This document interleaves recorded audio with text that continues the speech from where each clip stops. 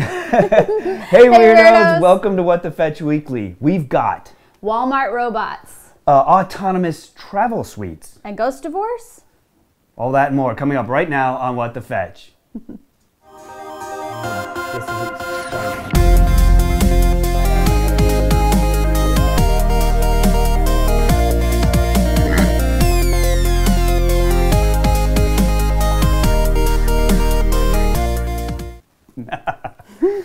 Woo, hey weirdos, welcome to What the Fetch Weekly. The best weird internet news show since Bing Crosby danced with Danny. Whoa, Danny K. That's twice today I had to stop you from saying a bad word, Rihanna. Golly. Welcome everybody to What the Fetch Weekly. Guys, last week I announced that there was an event that was going to be announced last week, and it was announced. I think I get paid for every time I say the word announced. The Queen Mary is doing what's called a What the Fetch. It's been a long day. The Queen Mary is doing an event called Voyage to the Other Side, and I'm really psyched about this. I'm going to be the first guest investigator starting January 19th, 2019. And what they're doing is each month they're doing this event. Every month, January, February, March. And each month it's a different guest investigator. And they're going to take a very small group. I think the max is like 50 people. You get to have a lecture, meet and greet. They provide dinner on the ship. You get to watch Aidan Sinclair's magic show, which is like nothing you've ever seen before. It's an illusionist where he blends the past and history into his act, and it's fantastic. And then you go on this ghost hunt with me, or whoever that ghost investigator, that paranormal investigator is for that month, and you investigate an exclusive part of the ship. And what's cool is that usually when you do these events, you kind of come in, you hope the ghosts do something, and you leave. But because it's the same area every time, and a couple of the same people will be there, we're going to create this ongoing narrative. So whatever was where we left off for the last month, the new group's going to pick up, and we'll keep that same information going and going, so we can potentially actually help what's there. That's very cool. Which to me is very important, because I do these events so much, and I kind of feel like, you know, you're kind of begging the ghosts to do stuff after a while. But this feels like we can really do some good. So it's exciting. Good. Yeah. The link to that's in the description. That's being put on by Center Stage Events, which always does great events.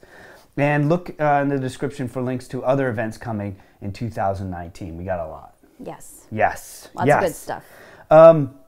So we went to the old post box this week, and we got this sweet little gift. Connor, you want to put this up? Look at this. Aw, yep. Isn't that awesome? Someone sent us that.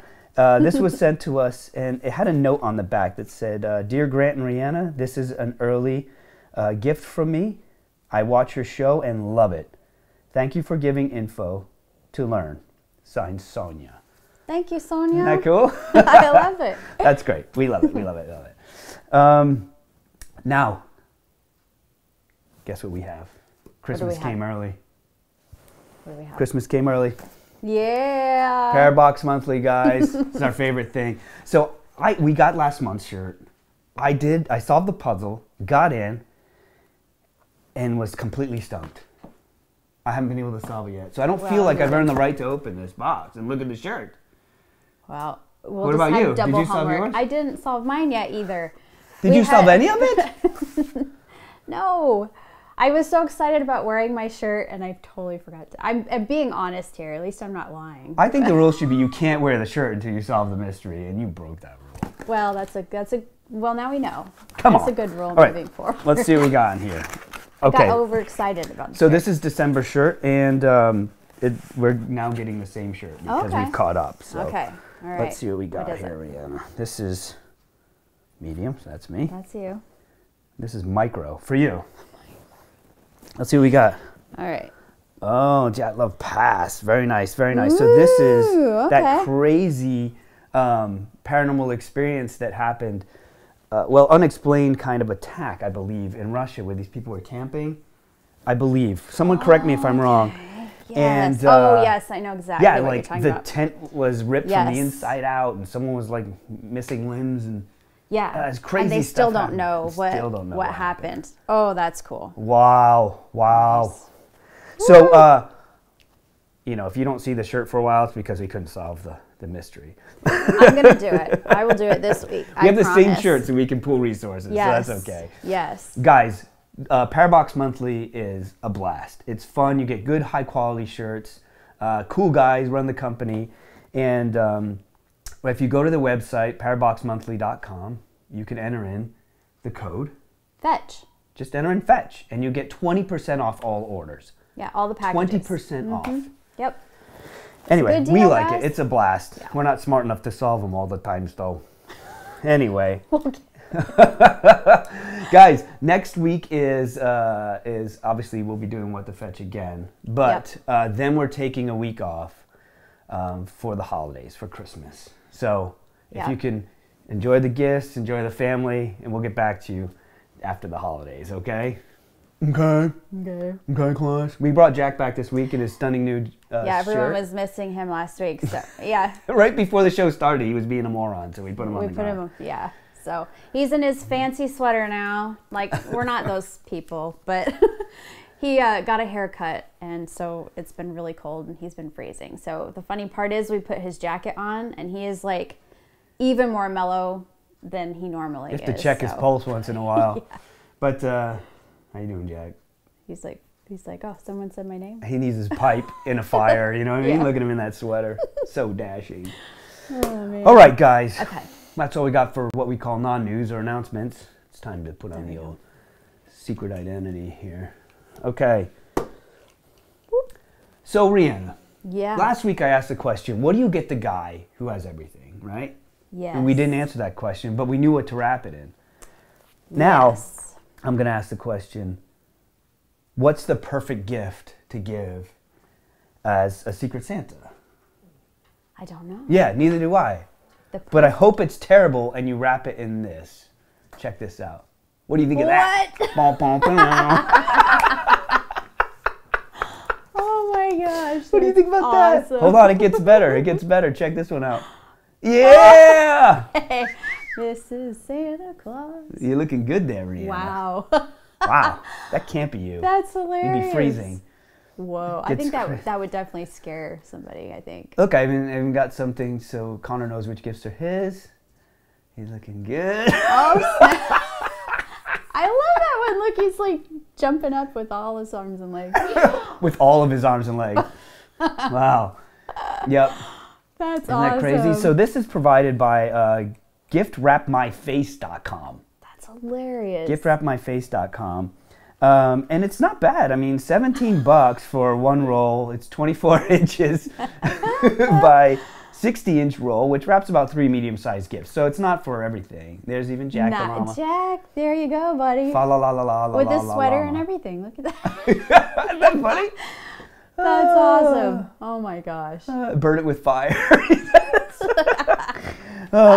So go ahead and check this out, giftwrapmyface.com. I thought it was fun, and I think there's still time to get it because it only takes, they say, about 3 to 5 business days. Oh, that's not bad at So all. save the most special gifts. There you go. For someone who hates you, and they might tear into that package a little more vigorously because your face is on it. It's hilarious. There's another site that does, it's Zazzle.com, which can put any image on it. So you can put whatever you want on it. But this one specifically puts your head on different things. They don't just have Christmas. They've got all kinds. Birthday and all that kind of stuff. Yeah, all that Honeymoon. stuff. Isn't that crazy? That's awesome. I love it. All right. Oh, man. Get this started right. Let's do this. All right. So, if you guys remember a little bit ago, we talked about Amethyst Realm and how she was going to marry a ghost. So, this is actually another story. Hold on. Recap. Amethyst Realm left her flesh and blood person for a ghost boyfriend. Yes. And supposedly she's trying to get pregnant, right? Well, they're getting married. Oh my God. And then they're gonna get pregnant. But, you know, to each their own. So this story was sent to us by Ty Gowan. And Ty Gowan. Ty Gowan. Of Haunt Me. Yes. And he sent this to us. So this woman's name is Amanda Teague. All right. Okay. And I think she and Amethyst should, talk a little bit before Amethyst takes the plunge. Oh, no. Share some dating advice?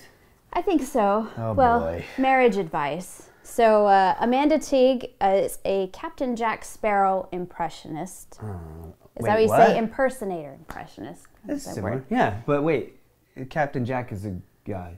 Yeah, she actually looks really good as Captain Jack. But this is her. She got married. That's a terrible Jack Sparrow. The flag next to her represents like that was so she could actually have a picture with her husband to be, She's marrying a flag? That was like his, well, he was there, but that's so that you could tell he was there. Like that's the no flag proof that represented him. Okay. So so when you're in front of the green screen, you know where to look. Yes. Superimpose exactly. it later. Yeah. Okay, so her husband is non-existent. He's a ghost. He's a ghost. Oh my gosh. So she met him. I know guys aren't amazing. I know not all guys are great. But there are flesh and blood guys out there that are good guys, ladies. She was married before. She has 5 kids. She's 45 years old. And she was done. She's done with men, just tired of trying to find the right one. And anyway. Shimmy my timbers. She met her husband in 2014 while she was lying in bed. She felt an energy of a spirit next to her. Then she realized she could communicate with him. And apparently he was he had so much power. He could make the lights flicker. He could turn the stereo on. But, But could he? Well, yeah. Oh, okay. Yeah. Nice to know that still happens. It's still, she was happy to talk about it. So her husband's name is Jack. He was a Haitian pirate from the 1700s that was executed for being a thief on the high seas. Or a dog in a cool sweater. Jack is going to go down. Oh. So he's going to his trailer he spent. See ya. So this Jack guy, she said that he rides with her in the car and they watch TV together, they go on dates, they argue, all this stuff, right? But they'd had this relationship going, and she's like, I want to make this proper, I want to get married, I want to wear a white dress, all this stuff. So they actually got married on a boat by a shaman priest in international waters. Okay, that's what I was going to ask. The question here in the chat room is, how do you marry a ghost? It's more, how do you marry a ghost legally? I think it's Japan where you can marry pretty much whatever you want. People marry pillows and robots and yeah.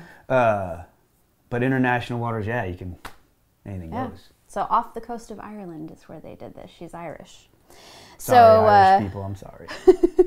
So they did that. She actually had a medium come on behalf of Jack so that she could give Jack's consent for the marriage, because her reasoning behind it was if she gave consent on his behalf, it would put a big question mark over the authenticity of the marriage.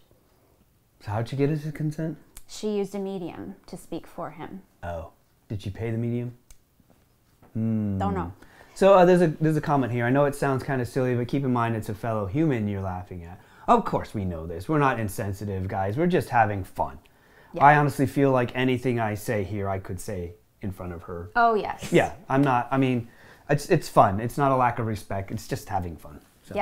Yep. And she's been very public about it, just like Amethyst Realm, very, very public about it. So they went on a honeymoon. They bought a house, all that stuff that people do. And she, I guess shortly after the wedding, thought that she was pregnant because she stopped having her period, and went to the doctor and found out that, and this is just for anybody to know, she found out that she was starting menopause. Yes. And okay. That's what I was going to say. Yeah, she's starting menopause, and it is very possible to have high HPG readings, which is part of what, has a pregnancy positive reading, yeah, right. Yes. Like it can fool you. My words tonight. Yes. So that happened. They actually got married in January. So it's been less than a year later, and I guess they are calling it quits. Wait. Yep. calling it quits. It didn't work out. See, No. flesh and blood, man. That's So where it's at. she stated on social media that less than a year later, the marriage is over. I would love to see the episode of Maury where they reveal the father. They will, she says that she'll explain later what happened, but her warning is be very careful when dabbling in spirituality. It's not something to mess with. So. Agreed, especially when you, I mean, I always say treat entities as you would a living person exhibiting the same behavior.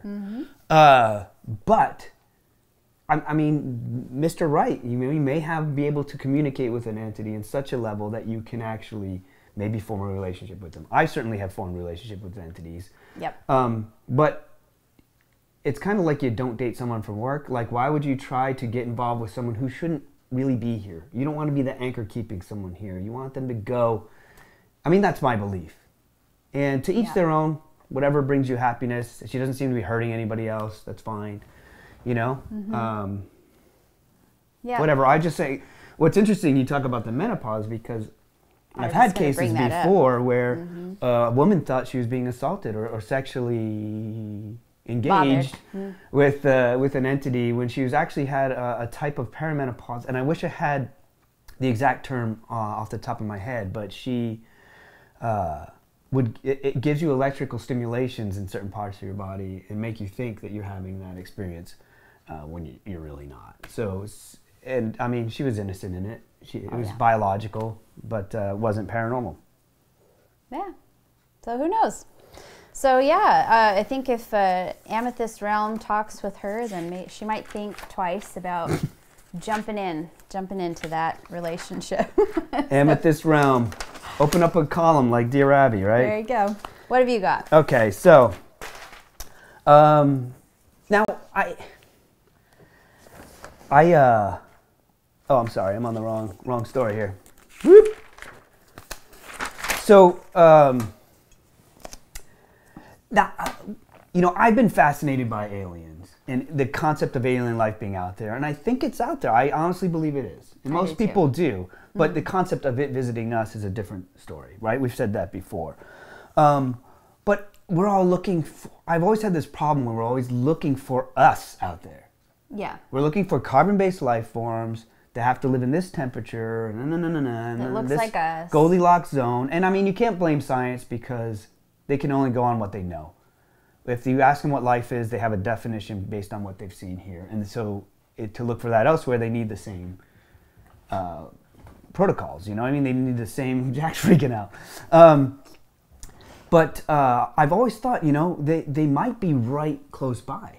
Like, they might be obviously on Titan, like we've said, or even closer. They might even be on the moon. They might even be here, and there might be different forms of life here on Earth that we can't recognize because we don't know how to look for it. Right. Does that make sense? Yeah.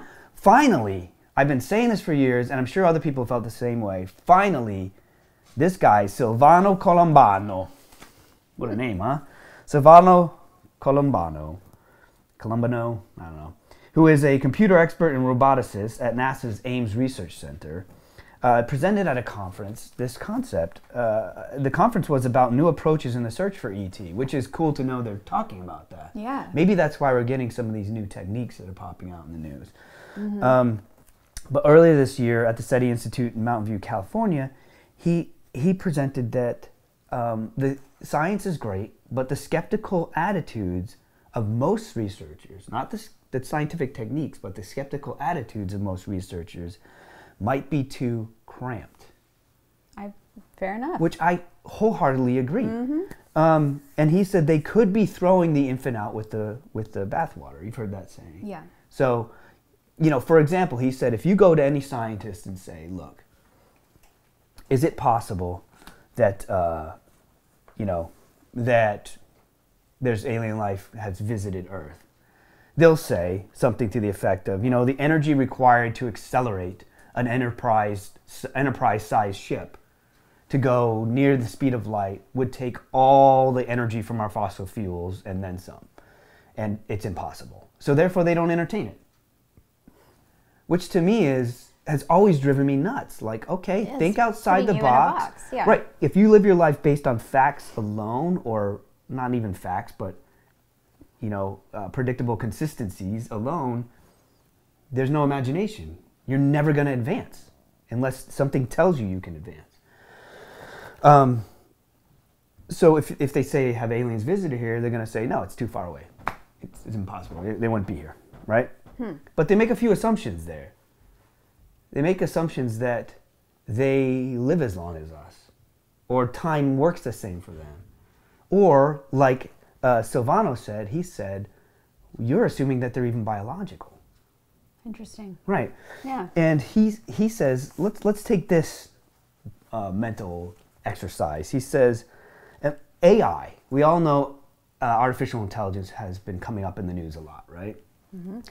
He postulates that by the end of the century, the smartest thing here on this planet will probably be artificial, right? Or a machine.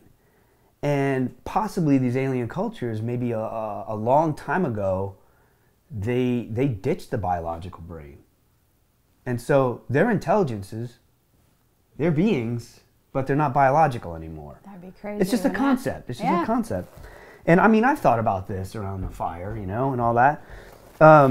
So maybe possibly long ago, they threw away the bio brains, went biological, and maybe they're now in smart, small, compact thinking pieces of hardware. They could be as tough or as small or big as they need to be. Doesn't matter, right? Think about how our technology has shrunk. Yeah.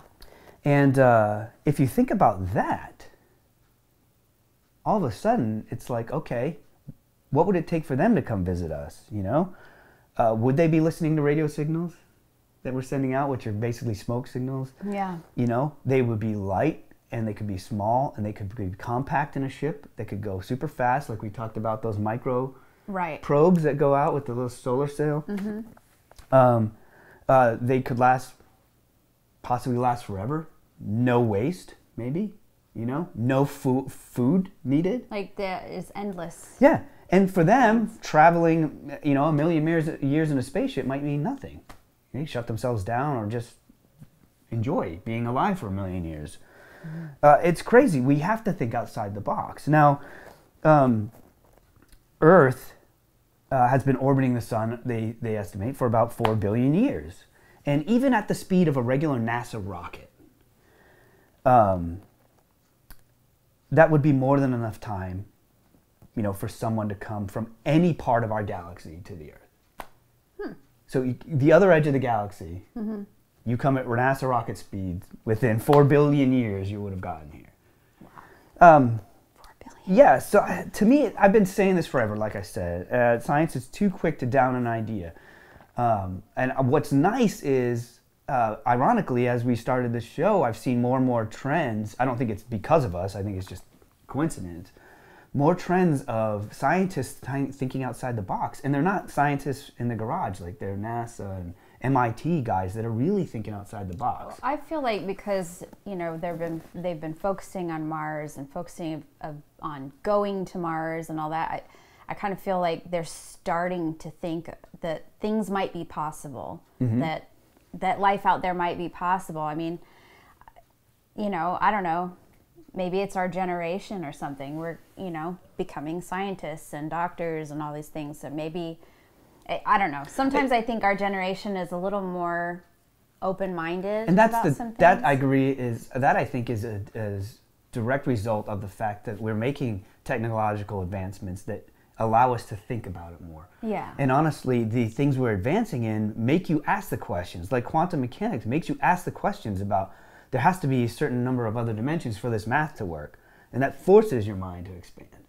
But, there are other potential types of life forms out there. Non-carbon, there could be silicon-based, arsenic-based, talk about non-air breathing, non-water solvent life forms that don't need water. They could survive with, instead of water, ammonia or methane. Hydrocarbons, there's huge lakes of methane hydrocarbons on Titan, which could have animals swimming in it. Yeah. That's how they live, because that's where they evolved. Yeah. And there's even something here, like I said, on Earth called the shadow biosphere, which is this concept. It's hypothetical. It's been debated about since Darwin started talking about evolution, that way back in time there were RNA RNA-based life forms, not DNA, but RNA, proto-DNA, and they may have survived even though DNA came out of this.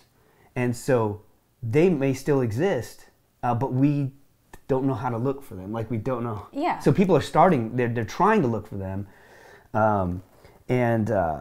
There's something called rock or desert varnish, which is this kind of discoloration that shows up on rocks when there's been no water in the desert for a while. And they have these kind of base chemicals to them, but there's always some trace of organic matter. So they're not sure if this is a different type of life form. It's crazy. Interesting. Right? Crazy stuff. I love it. But I'm just excited because, you know, I love seeing scientists just kind of go, you know what? I got a crazy idea, and they're bold about it. So kudos to you, Silvano, Nice. Colomano, rock and roll. Any cool comments coming out of this? Yeah, I mean, one person asked if we thought aliens might speak English, and I think, again... I think the odds of that would be crazy unless they could learn it, yeah.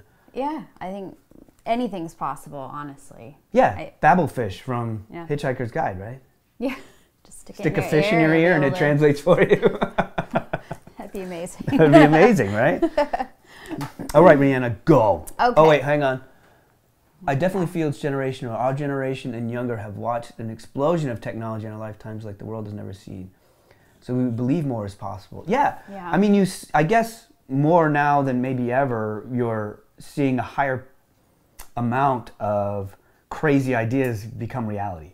I mean, they've started a fusion reactor and it works. They've stabilized plasma for 300 milliseconds, which doesn't sound amazing, but they've done this, you know? And it's just, there's so much going on. I feel like we're at a new age of like flight. Like we're just about at that threshold where some technology is going to come out and it's going to change the world. We've certainly talked about a lot of it here on this show. Yes, and one person was saying, you know, back in the day, they didn't think planes were going to fly either. So even though, you know, people are living in a box, like things are possible and things are people are thinking outside the box and going for it. Yeah. And like I talked about in last week, like people are they're being bold and they're doing things despite what other people are saying or telling them they can't do. And there are a lot of like investors like Bigelow and these guys that want to back these crazy ideas. Yeah. Yeah, which is so good.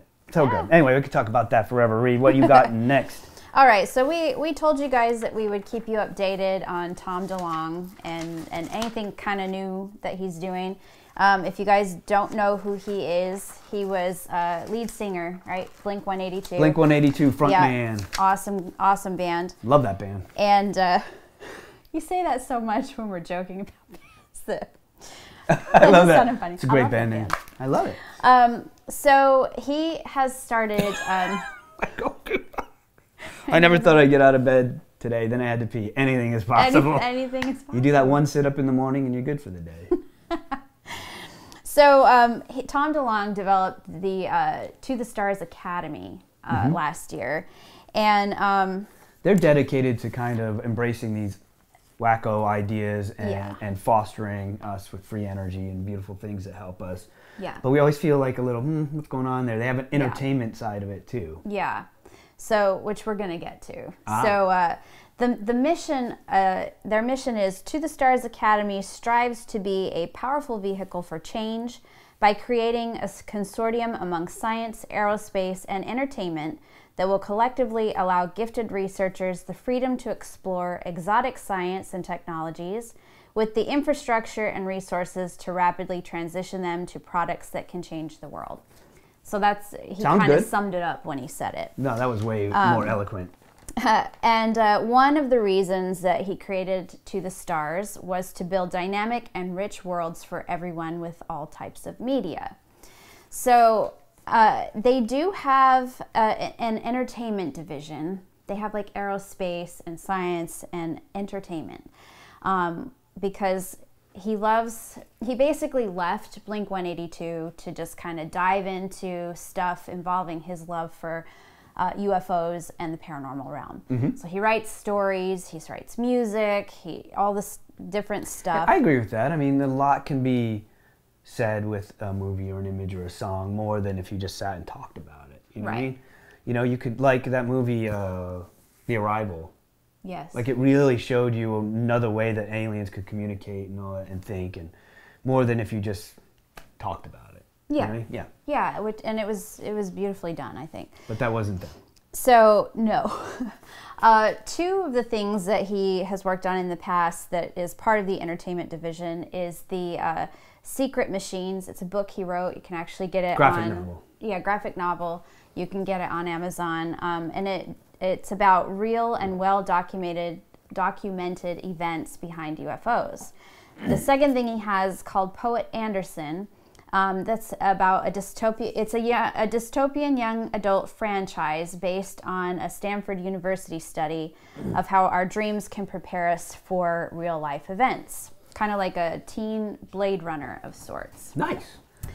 But what is happening for him right now is in 2016 he actually released a graphic novel called Strange Times. It's about 5 dirty teenage skateboarders who solve paranormal mysteries while being chased by deep state government agents. Does that sound like anything familiar? It actually sounds cool. Strange Times. Stranger Things. Strange Time. So. Oh, I love the art style. Yeah. Come on, that's awesome. It's pretty cool. Which one are you, honey? You're the girl in the middle there. Probably because that's the only girl on there. So, yeah. Connor's to the left of you over there. So this show, it is being picked up by TBS, so it's actually going to be a series. Sounds good. Yeah. And is it animated? We don't know. He's super excited. I don't know if it's real animated. life or if it's animated, but it kind of is about him and his friends growing up.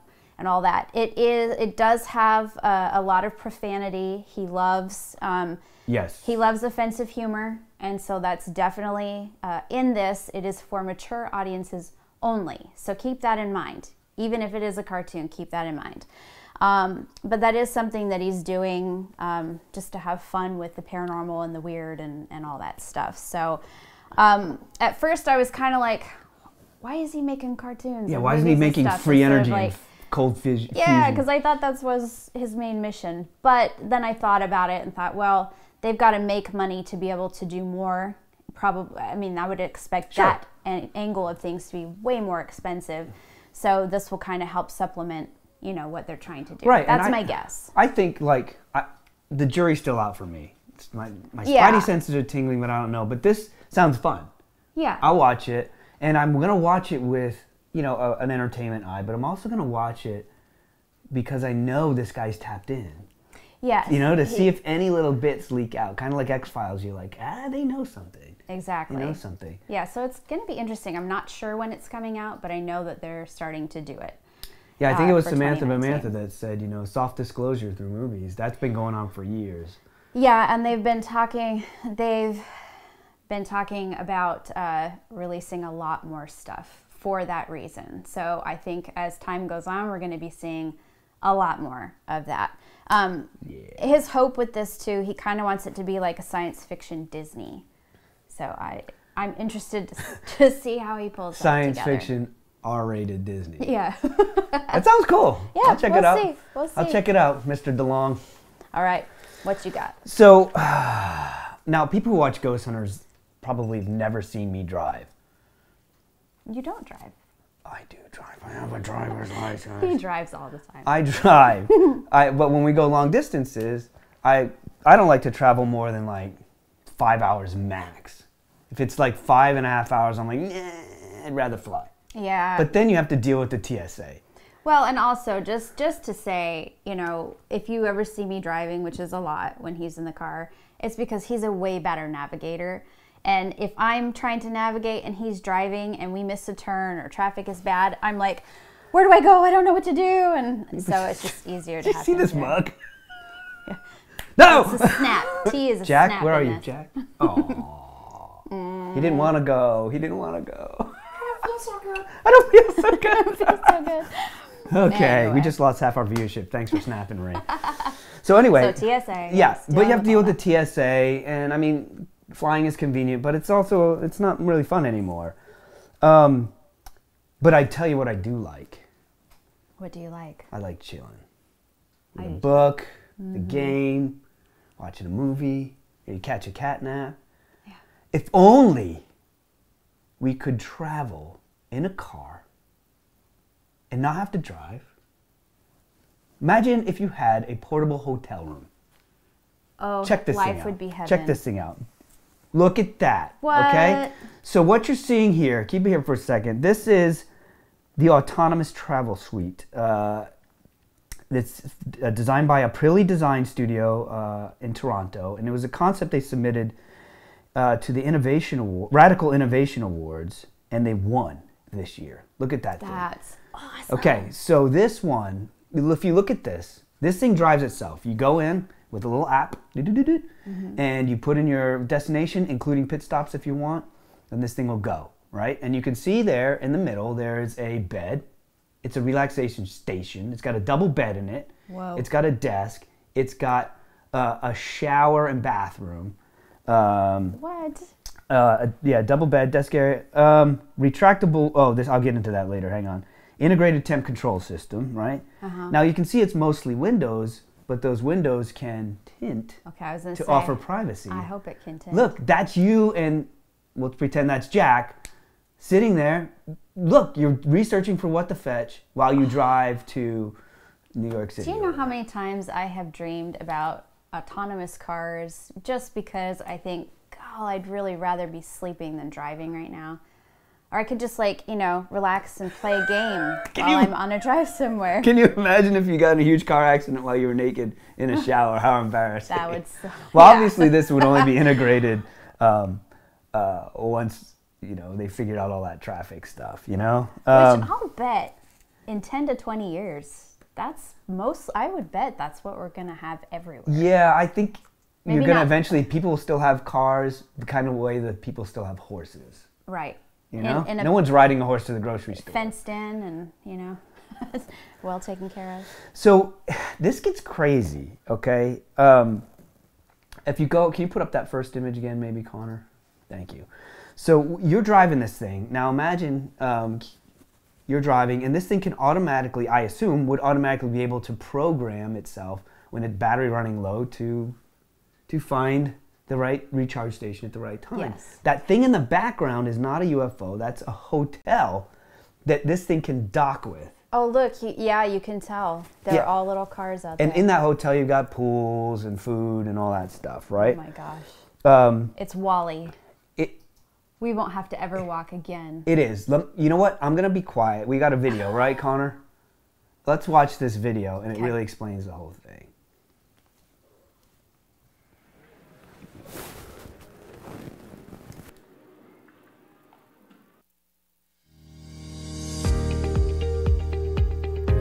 Introducing the Autonomous Travel Suite, a driverless mobile suite which offers door-to-door transportation in a compact suite-like environment. It offers sleeping, working, and washing units, letting travelers use their travel time more efficiently and productively. Using autonomous driving technology, the Travel Suite brings you to multiple destinations, working as your personal vehicle and mobile hotel room.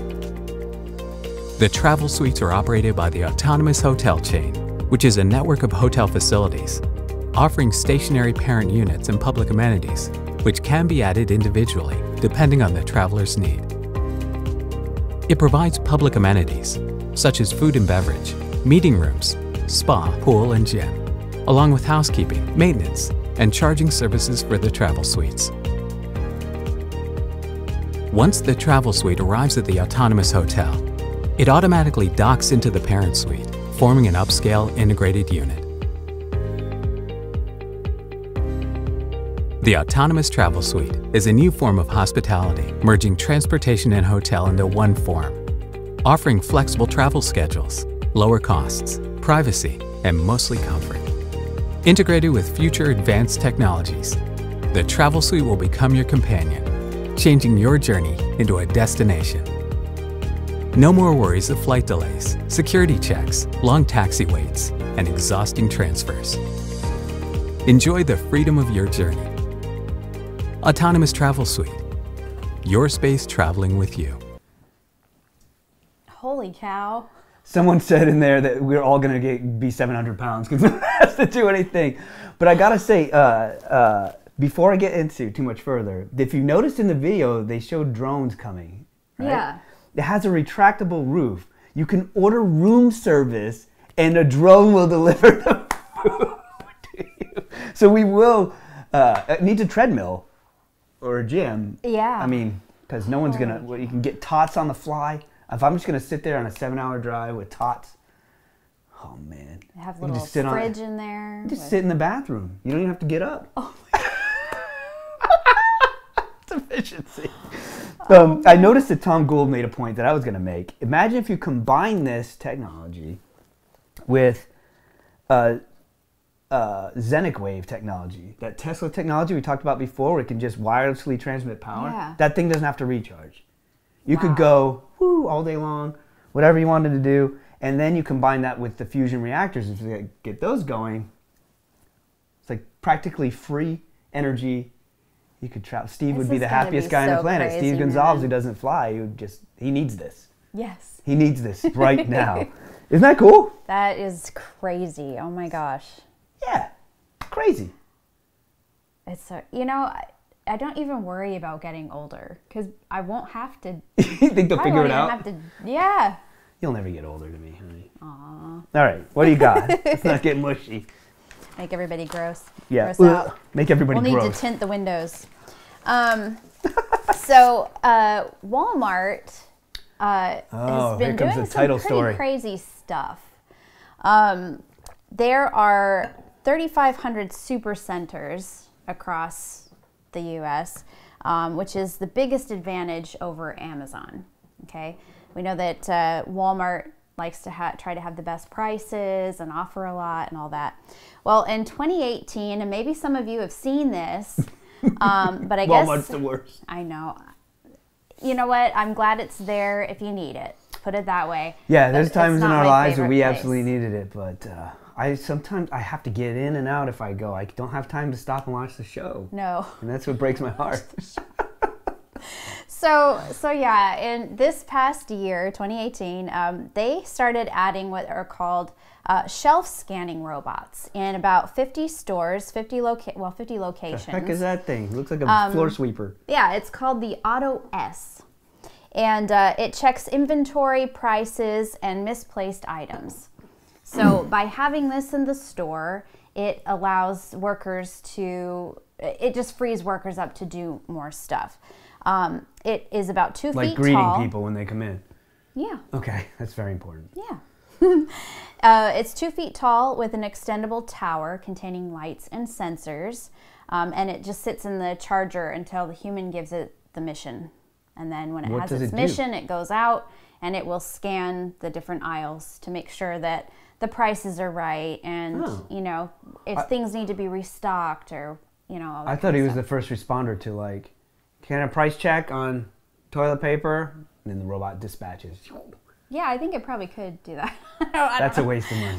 But it saves employees from the repeatable, predictable, and manual jobs. Remember, a few weeks ago I talked about how there's a lot of work being done by MIT and other robotics companies to make sure that robots are in place so people don't have to do the mundane and repeatable jobs because they can be dangerous. And they don't have to get paid for it either. Yeah.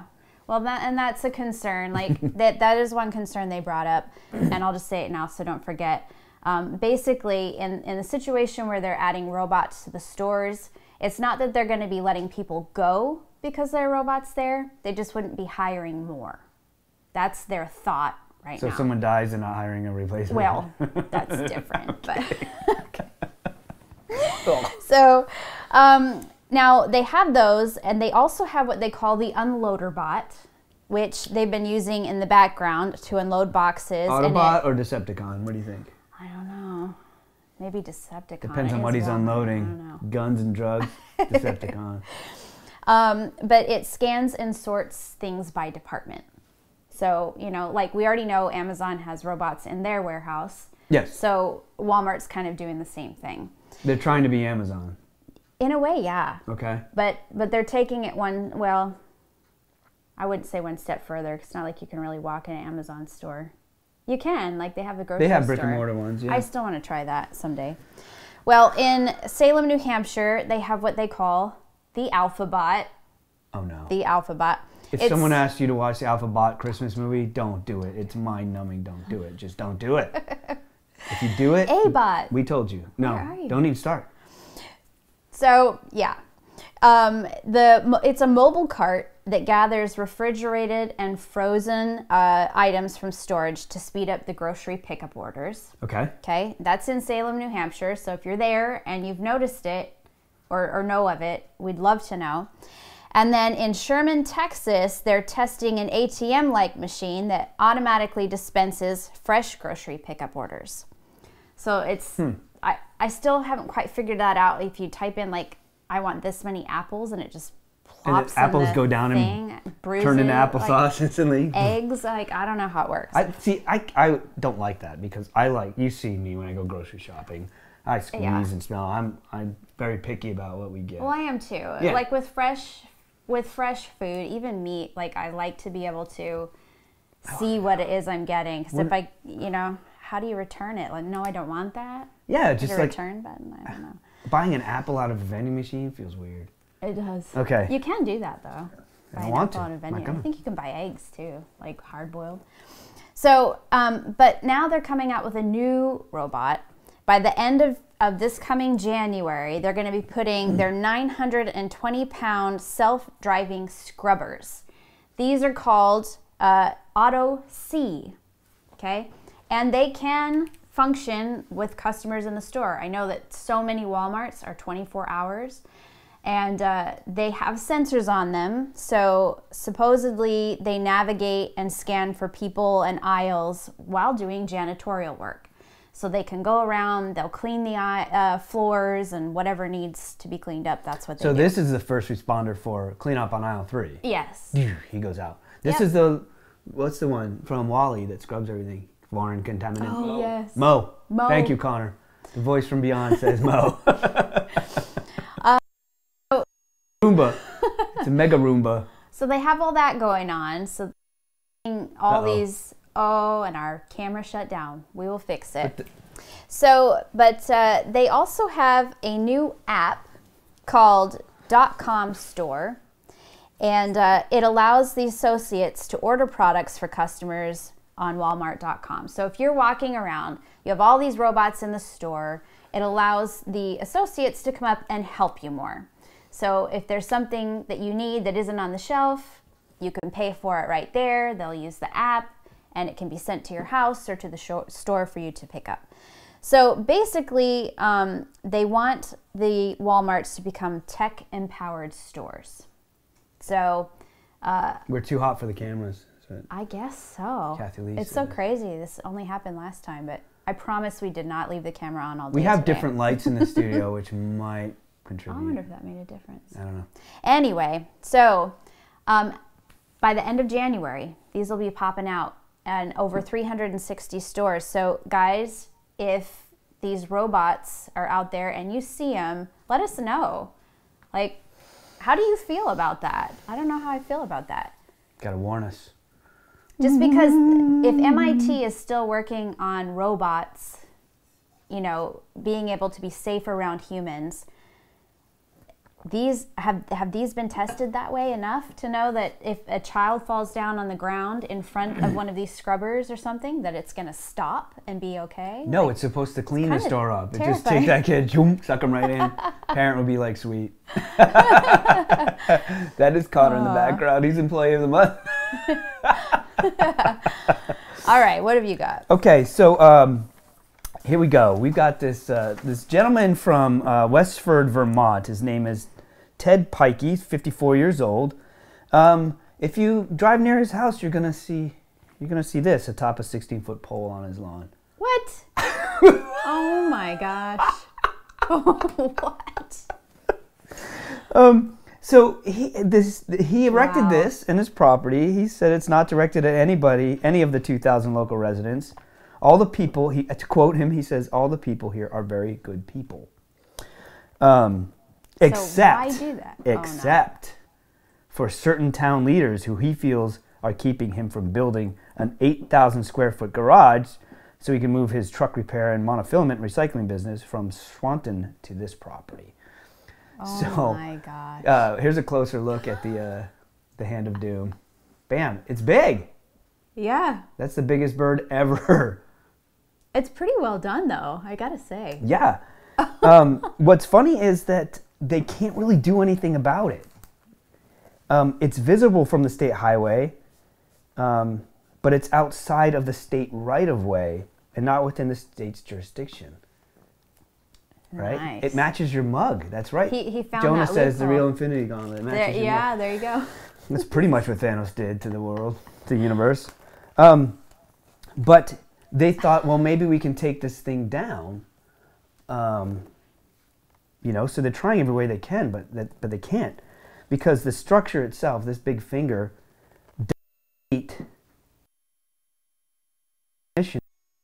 can't be regulated under the Vermont billboard law. So he can put that middle finger up to those people all day long. That is and all night long. He's got it lit. You saw that? Lit up at night. Yeah. But it's funny because this is not the first mega bird to be chucked in history. I think he found inspiration from this sculpture over here. This is the one. This is in Italy. Bam. How did we miss that? This is in Milan. That's why we missed it. So this is called the Love Sculpture. L-O-V-E, which stands for Libertà, Odio, Vendetta, and Eternità, or Freedom, Hate, Vengeance, and Eternity. It was erected in 2010 by Maurizio Catalan, and it's in the Piazza Fari in Milan, in the business district. And it's not, if you noticed, it wasn't, I'm not going to demonstrate, but it wasn't bending the fingers. They were cut off. Cut off, yeah. Which is a little bit more artistic. So it's flipping something off, and I'll tell you what in a minute. But if the fingers were there, it's giving the fascist symbol. Oh. Very deep, very deep. Yeah. A little deeper maybe than help me build my building. Yeah. But what's funny is it's flipping off the Palazzo Mezzanotte, which is the Italian stock exchange. So, if you want to erect a six foot bird to chuck at somebody, make sure you check out Ted Pikey's display, because he's averted all laws. Isn't that crazy? I wonder how many people are going to be like, can I take a picture? It's weird. It's weird.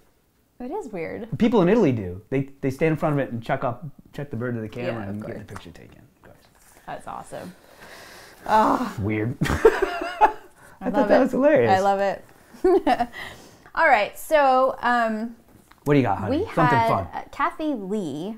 Kathy Lee sent us an awesome article about a real life Pikachu from Melbourne, Australia. Wait, what? Real life there Pikachu. Isn't he adorable? Oh my god. Well, she's about 5 months old. Pikachu. And she was found. It's very rare in the wild for this little marsupial to be found. I think I'm repeating myself. She's what they call a golden possum. So clearly, she's golden because they're usually gray. It's a genetic mutation that lacks melanin. So the melanin is the same pigment that's responsible for dark eyes, hair, and skin. So the golden ones you can go to the next one so you can see her as a cute little Pikachu. But look at that! They so painted cute? it. It's electrifying everybody. Yep. I guess these little guys are more common in Tasmania because there are less predators. But when they're bright, these guys are nocturnal, and because they're so bright, they're easier to be seen. So right now she's being taken. She's in special caretakers' care. Did they catch her with a ball? I don't know. Got to catch a ball. Got to catch a ball. She's safe from that. She won't be caught anymore. Oh, she's not going to be trained to kill other Pokemon. You can tell I know Mortal so much Kombat. about Pokemon.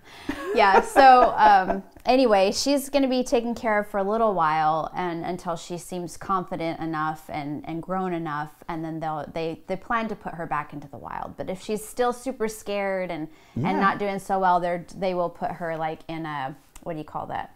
Sanctuary, like Pokeball. in a Pokeball. And a Pokeball. Yeah. So she's basically a target because of her coloration. Right. Okay. Exactly. So we thought it would be fun showing this Thank little you, picture. Kathy Lee. Yes, thank you so much. We But love there's when you more. guys send us stuff. There's more. So we thought it'd be fun to show some other Pokemon, like real life Pokemon. So go ahead and put up the first picture. This guy is called a Mudkip. Look at that. There's Close your enough. Mudkip. It must be a female one. It's all pink. Yeah. The next one is I just say it right. The Caterpie. The what? I was gonna say Caterpie. Like No. that sounds better, but Caterpie just. Look at that. Yeah. That's crazy. I mean, obviously they probably inspired the Pokemon yeah. are inspired by some of these animals, of course. Yeah, and the next one is super like gross to me, but it's called Magikarp. Can you imagine catching that thing? That's He looks happy about it. That's incredible. So yeah, real life Pokemon. There you go. That's awesome. Just in time for the movie to come out. Just in time for the awkward movie to come out. It's going to be awesome. So thank you for that article. Thank you, Kathy Lee. Yeah. Guys, send us your news. Yeah. So it's time for that time where we're all hungry. Give it to us. We want your tots. Please give us your tots.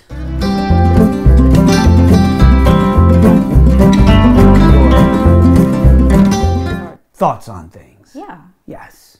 Last week's tot we asked what, Rihanna? What did we ask the fine folks here? What is the weirdest holiday tradition you have? What's the weirdest holiday tradition you have? Yes. We had some really good responses, and it was hard to pick 3, but we did. We did. We managed. And here they are. First one is from Mary Leanne Muncie. Congratulations. She said, "You may think my family is crazy with this Christmas tradition, but here it goes. My daddy was in the Vietnam War. He came home and married my mother. Their first Christmas together, he wanted to honor his fallen brothers, so he painted grenades red and put them on the tree. Our first Christmas after I married my late husband, we put them on our tree too. They are now back in the care of my parents. Daddy will either put them on the tree or put them under the tree. The tree is up, but it's not finished. That's my family's weird, crazy Christmas tradition. I can't wait until Christmas." That's actually beautiful. That's cool. That's really cool. I just wouldn't hang it by the pin. Yeah. Hang it up where the kids can't grab it. No, that's amazing. I mean, I've been away from home for 2 Christmases when I lived in Italy, and it was rough for someone who's not at war, and someone that's cool. Yeah, That's thank you really, to all the really cool. people that Really, do really that cool. too for us. All right, go ahead. Second one is by Stacy Smith. Daisy. Tot of the week. For whatever reason, my family had oyster stew for breakfast. What? Christmas morning. I mean, I loved it, but what a weird breakfast item. I have to agree with you, Stacy. That's a weird Christmas breakfast. At least you liked it. I mean, Yeah, thank goodness. I mean, I'm not sure I want oyster stew for any meal, but I think my dad would probably love it. I like oysters, but I don't stew I can't them. do oyster. Well, any seafood. Oh, good morning, honey. Let me There you warm go. up some hot oyster stew. Or maybe leave it cold. Whatever you want. Oh man. Oh, Oh man. little crackers in there. No, not to crap on your tradition there. It is weird. It's weird. That's why we picked Embrace it. it. Yeah. That's the I best love thing it. about I love it. traditions. All right, and the last one is from, you guessed it, LJ Master Noob. He says, I never put up a Christmas tree because fire. So every year I will find a good tree in the woods and pardon it. Like the president pardons the Thanksgiving turkey. That's brilliant. That's brilliant. But I don't believe you, LJ Master Noob. We're challenging you to send us a video of you pardoning this year's Christmas tree. All right. So we sat around and we thought about our weird family traditions, and I mean, all traditions are weird, but I don't think ours are particularly weird. Did you have one that came to mind? I had one that I thought about when I was young. Every pre Christmas this family. Eve, yeah. So when I was super young, from the time I can remember up until I got married and moved, we'd go to my grandpa's house for Christmas Eve. And one thing he did every single year, it had nothing to do with Christmas, but he did it every year, is he'd get his guitar and he would sing Big Rock Candy Mountain to us. What does that have to do with Christmas? Nothing. But it's what he did. It's the only time we ever heard my grandpa sing was on Christmas Eve. Was that it was considered a present to hear him sing, or did it hurt? No, he sang really was well, good. actually. Okay, Yeah. that's good. Yeah, him and my grandma used to play in a band or something when they were younger, so. That's good at least. Yeah. Mine was something I picked up in my family. My older sister, Laura, whenever we'd open a present, we'd pull the little bow off. And they're just they stick on. We'd pull that off and we'd stick it on her. And so by the end of the Christmas, she had all these bows all over her. A tradition I keep to this day. Rhiannon's the recipient of all the sticky bows. Yes. So ironically, there aren't a lot of sticky bows that end up on our presents. I don't know. There's maybe 1/10 of the presents have bows on them because Yeah. it gets pokey. Too funny. It gets pokey. Connor, Connor, the voice from what do Beyond. you Oh, think? Connor's coming this way. He's got a story to tell. Look at this guy. Where do There you he live? is. I can't tell. Hey guys. So I remember when I was a kid, Santa would come early on Christmas Eve and drop us off a early present. While we would read the night. Yeah, while we read the night before Christmas. And I remember we would always have to hide and pretend that we were sleeping so that Santa knew that he could come. And I remember there was one time where me and my brothers, we wanted to get closer to Santa, but obviously we couldn't, see him. So we hid in the coat closet next to the front door. And we were so excited when he walked right past us. It was really fun. Magical even. Yeah. Yeah, all right. Nice. So the weird tradition would be having to hide in awkward Having to hide places. it from Santa, yeah. Yeah. Santa don't want to see you. Well, Thank you, Connor. Bye, everyone. That's awesome. It's good times. Guys, thank you for all the responses. Keep sending them. You guys are brilliant, smart, funny, witty. We love the responses. Yes. But this Hot of the Week, since next week will probably be our Christmas episode, I'm just saying. Yep. We're planning on wearing our ugly sweaters. We're going to have an ugly sweater party. So we want you guys to do what, honey? We want you I want guys it too. to join us and do that by sending us a picture of you and your ugly sweater. Yes, and we'll celebrate ugliness together. Guys, so send those pictures and any weird news you may come across and any evidence you got that you want us to check out to the email address up here, whatthefetchweekly@gmail.com. I wouldn't send it to the post office box. I'm not sure we'll get it this time of year in time for next week's show. But if there's anything you want to send us, like that drawing at the beginning of the episode, that coloring, send it to that P.O. box right there. P.O. Box 160, Richmond, Kentucky, 40476. Yes. Now, we asked last week about Patreon ideas. We're thinking about starting Patreon. We're pretty sure we're going to do it. It's nice because you don't have to do it. But we wanted rewards that you guys really cared about. So we got some good ideas. We got a lot of good feedback, but we need more. So we want to make sure we've got a good rounded view of what you guys want. Mm-hmm. So send Patreon ideas. You can put them in the comments below this, not the chat, put them in the comments, or send them right there to whatthefetchweekly@gmail.com. Yep. Guys. Awesome stuff. So thank you for joining us this week. Catch us next week at 9 p.m.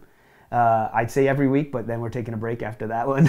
But catch us next week at 9 p.m. Guys, if you like this show, please like the video, subscribe, and share this with all your friends. Please, sharing it, do it. helps us all, and we can all have much more fun together.